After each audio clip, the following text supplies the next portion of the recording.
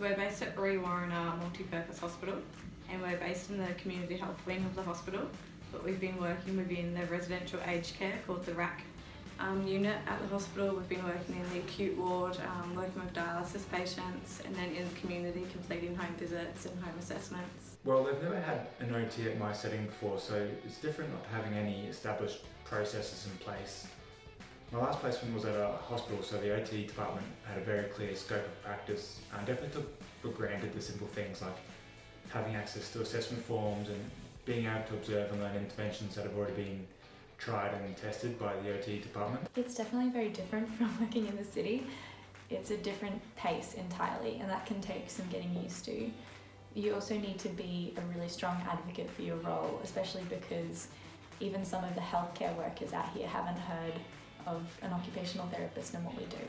It's been a really good experience so far. Been a variety of caseloads and a variety of different experiences and clients to work with. Well, my placement was at the Bourke Aboriginal Health Service, so I knew there'd be challenges from a cultural perspective, but I underestimated how significant these would actually be. There's still quite a lot of distrust of white people and health services in general, and the Indigenous people that I encountered weren't very keen to divulge information about things like their health or how they were managing at home when you first meet them. So that makes it fairly hard to conduct something like an initial interview. Not being able to trial equipment is one difficulty. Not being able to just access equipment and being able to show a client, oh, this is the equipment that we're talking about. So I'm at the Bourke Community Healthcare Service, and it was pretty difficult in the beginning. A lot of people in communities like Bourke don't make their health a priority, so you get a lot of no-shows to your appointments, which can be frustrating, but you learn pretty quickly that you have to have a really opportunistic approach to health. So someone might come into the service for wound care, and you can use that as an opportunity to talk to them about coming out for a home visit. Well, placement coordinators did a really good job of connecting all the other students on placement together.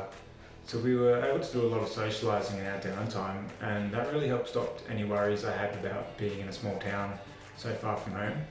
I guess the people that we've worked with in the community, all very welcoming, especially the staff at the hospital, extremely friendly. Yeah, the staff of the hospital were really appreciative of having us there right from the get-go, which was great, because when you first arrive, you feel very green. They really appreciate the skills and what we can offer. Even the community, they're all say hello in the street, all very friendly. Makes it easy to settle in. Everybody out here wants you to have a good time and they want you to succeed, but I think more importantly, they really need you. I think that allied health is a rare and valuable commodity out here, and you get to help people that might miss out otherwise. Don't expect things to happen really quickly. If you're working with Indigenous people, you really need to take things slow and build rapport first. But if you do that, you'll find that the people out here are really nice and they will be really grateful for what you do for them. Take the opportunity and make the most of it, I'd say. If you're scared to come out to such a rural area, just take the opportunity, because you'll be, I guess, blown away with what you can do out here and what you get to see. It's a great way to see a different culture and see the different way people live, and yeah, it's really interesting. I'd say take the opportunity to come out here and challenge yourself. You learn so much about yourself as a clinician, and I think you'll prove to yourself that you're ready to step out on your own.